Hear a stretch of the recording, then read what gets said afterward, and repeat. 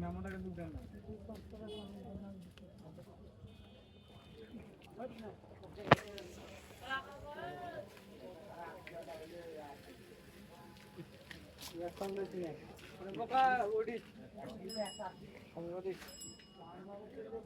আপনার পিএস হিসেবে আমাকে রাখে দিয়ে সাংবাদিক হয়ে থাকে